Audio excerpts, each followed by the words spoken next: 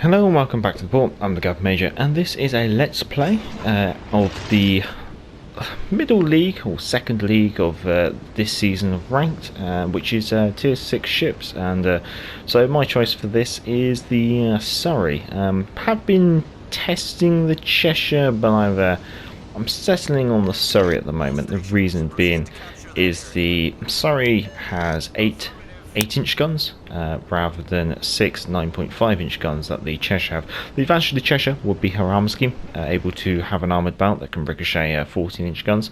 However, in this case, well, the Cheshire can do 15-inch guns, the Surrey can only do 14-inch guns, but I'm finding that a lot of battleships are usually the 16-inch gun battleships.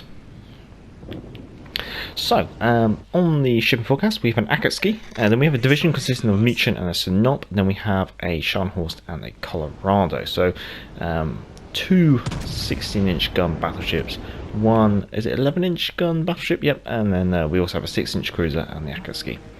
Now, as you'll see, I'm in a division with Salty Sacks. It's pretty much how we usually roll. We always pretty much division up for Ranked. So it's always nice to have someone else on the team that you can mostly rely upon. In this case, Sachs plays the destroyer. He's a very competent destroyer player, and when it comes to Ranked, there's only allowed to be one destroyer per team, and with Sachs being the destroyer player, I'd rather just leave the destroyer play to him. Briefly spotted then, but not sure what by. He is contested, but probably by the mutual torpedoes, but they're all falling short, which isn't too bad. So I think we're going to be... Oh, there's the Akatsuki. So whether we can take a chance on the Akatsuki there. So Sachs is playing the Z35. A pretty good choice for a destroyer for tier 6. Reason being is the Z35 is very much a very good jack of all trades, master of none kind of destroyer. She's got good, reasonable torpedo range, but not a lot of torpedo damage. Good enough guns that they're going to hit hard enough, but her main advantage is that really good sonar. She's able to detect destroyers at 5.2 kilometers range, I think, and also the Z35, lots of HP, so she's going to be quite survivable. Furthermore, she's also got quite good concealment for the tier, almost on par with the Japanese. So what he's done is he's focused on the objective which has all the islands in. The reason being is, as a destroyer, with islands he's able to use them as cover a lot better and more efficiently than I can. Furthermore, it gives him some protection should there be a radar cruiser, I should say. I've gone for an open water cruiser. The reason being is I'm going to be playing the objectives without a lot of islands around them, which means I have a lot of physical space to move around. Now, the reason why we split up is because of this arms race mechanic. This is the third season of Ranked which has the arms race mechanic included. However, it's all within this patch that this arms race mechanic has been included. The reason why I'm over here and Sachs over there is because we're trying to maintain map control of some part, I guess you could say, so that we should have a ship at each objective at least, in order to make sure that if the HP regen consumable or buff does appear, that we have a ship able to collect it or at least deny it to the enemy. So arms race mechanic, that's this mechanic that you're seeing here, and as you're seeing, this one seems to be mostly filled with steering gear or rudder shift buffs. However, there has been a HP regen buff, and that's just a main battery reload buff that's just turned there. There's also a consumable reload buff as well. Now, in regards to the arms race mechanic impact on the game, the reload buff, the consumable reload buff, and the rudder shift, their overall impact on the game is incredibly negligible. In fact, it's almost not worth worrying about. It's the HP regen which has a massive impact on the game and the outcome of the game. The ability to constantly heal all damage, including citadel damage, such that it just drags the fight on and on, and it also means that once you get a good number of them, sometimes you can take damage and heal it faster using this HP regen buff that you get with the the arms race mechanic, I should say. So normally in a season of ranked, what would happen is I would, for example at tier 6, I would play the Fiji. I would push into an objective with Sax and provide close-in fire support for him. The reason being is it would then allow me to remove the enemy destroyer from play as quickly as possible and give Sax plenty of fire support. However, with the introduction of the arms race mechanic, the advantage of me providing close-in fire support for Sax is negated, because that means that we're in the same location, and it's a shame to say it, but you can't really trust your teammates to do the right thing and spread out. Sometimes you'll find that your teammates will all hug your destroyer or something like that, or hug a certain objective, meaning that they kind of focus on one side of the map, which means that you lose map control. So what we do is I play an open water cruiser with the intention of being able to motor over to the other objective and grab any HP regens that may appear. Now once the game develops sort out like this, where it's like the enemy team has kind of focused in onto a single cap and we've focused in on a single cap, we managed to get rid of their destroyer, which is obviously quite beneficial. So I think my intention here is to just keep up the DPM at range. Sax has taken a bit of a clobber in there, however he's HP regenning, which is obviously good, and he doesn't have to engage with his guns, so should he deem it necessary to just go quite silent, contest the objective like he's doing now, that's obviously going to be beneficial for our team. So I'm going to see if I can just sneak myself into a position where I'm not spotted. If I can do that, which would be about here, that's obviously quite helpful. Taking a bit of a clip from the Scharnhorst, but my idea here is just to potentially go quiet. I've got an island here, so I'm going to want to try and go around the island, I think. So just got to make sure I line this up and get around the island as quickly as possible. Sax is starting to motor out of the objective because with a Muchen and a Scharnhorst closing on him, he doesn't really want to be having to tango with them.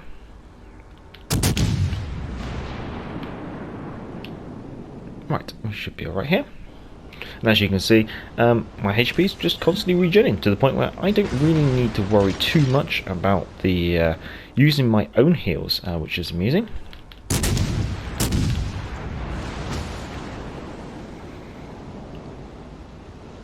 Sax also getting involved here very nicely. So yeah, hence the strange tactics here. Now, Sax has laid a very nice spot. I'm going to launch an aircraft, recognising that we're losing spot in there. And Sax is going to provide a very nice picket line up there. So I'm just going to see how much pressure I can keep on this Scharnhorst. Hopefully Sax doesn't end up getting caught up with the Scharnhorst, because obviously the Scharnhorst does have torpedoes. But we're getting fires galore on the Scharnhorst.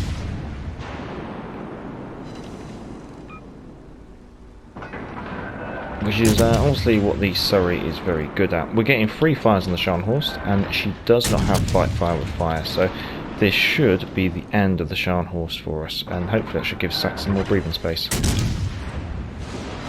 There we go, and get an arson straight there. Probably going to get clipped, but there we go. Yep, Sax has now got a bit of breathing space, thankfully. So we can now close in and provide him some more support. So, I'm a cruiser player, I guess you could say. Destroyers is probably another quite strong class for me, but usually I end up playing cruisers in support of a destroyer. As I've said, Usually I would play a smoke cruiser in support of Sax, so at tier 5 I'd probably use the Exeter. At tier 6 my preference is the Fiji. I find with the Fiji having torpedoes, it does mean she has this close-in point defense against battleships, and usually what you find is ships do like to try and close in point-blank range to try and get rid of the enemy destroyer. At tier 7, never had an actual non-arms race season of ranked at tier 7. It's the first season of tier 7 we've had, and it's all been arms race. But I think my choices would be probably the Edinburgh, just because I always have that smoke build stuff. Now I'm going to turn away from the Muchen. I will put my sonar on now. Managed to clip her with torpedoes there. Aiming a bit high there, but that's alright. Would have been tempted to get torpedoes out from the other side. I just got to be a bit cautious of the battleships.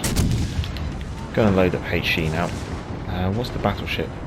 It's Colorado. I've also got the Snop firing on me. I need to really get motoring. So if we can, there we go, she's flooded out. And yep, we're alright here, that's good, that's good. Yeah, sorry, so I was saying normally I play a smoke cruiser close in with Saxon Sporting.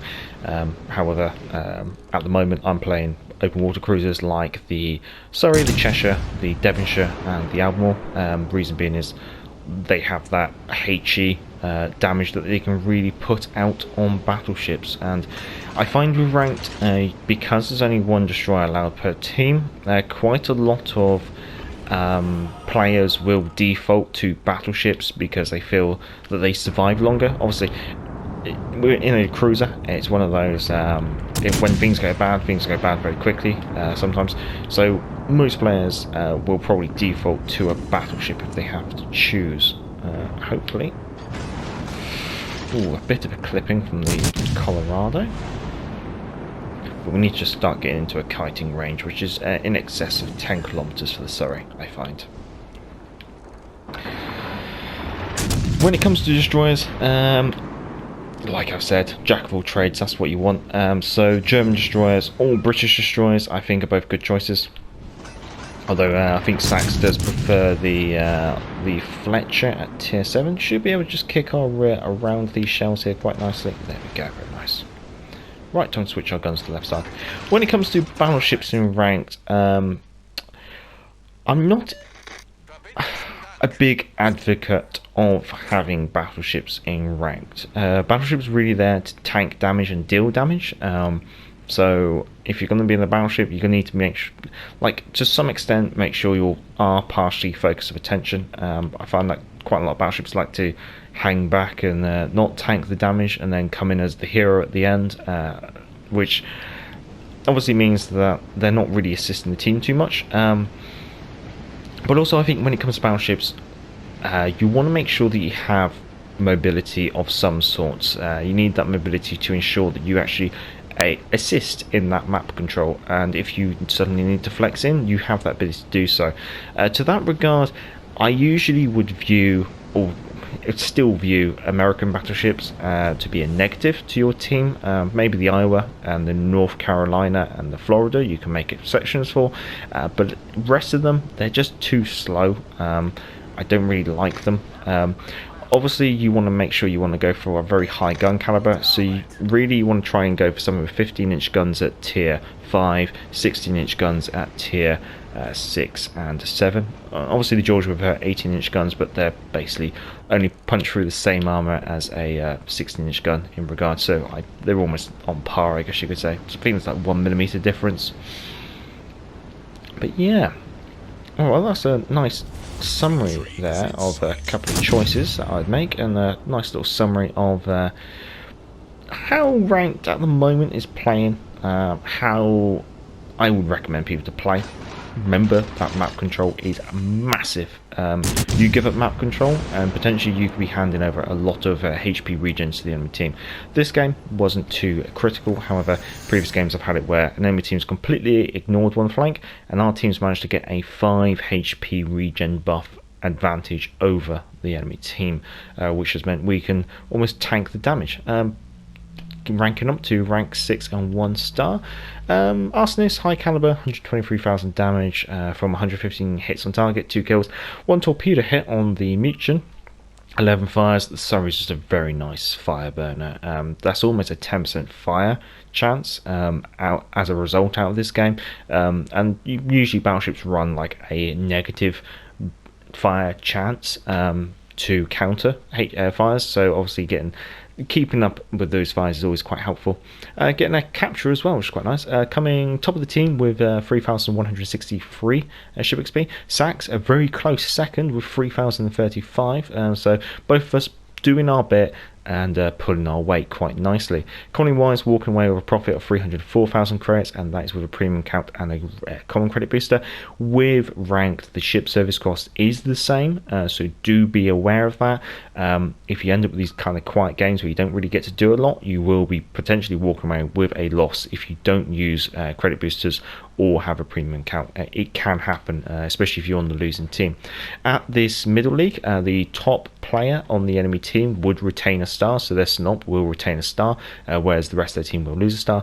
This changes, so when you're playing tier 5 ships, the best 2 players on the losing team will retain a star, and at tier 7 no player will be retaining a star on the losing team. Well, I hope you have enjoyed it, and feel free to give it a thumbs up. Down in the description is the command build, the modules for the Surrey. It's my pretty much standard build for the Surrey, I should say, very kitey. Also, link to the Patreon if you want to support the channel. Patreon is a non-monetized channel, and the email address for the channel if you want to send any of your own game captures. Have you had any nice games in the in ranked that you'd like to share? As always, I'd like to say thank you to the subscribers and thank you to the patrons. Until next time, I'm the Galloping Major, and back to the port. Hey, hey, clear the way, here comes the Galloping Major. Get out of the way there, you fellows, unless you want me to run you down. I guess this is the life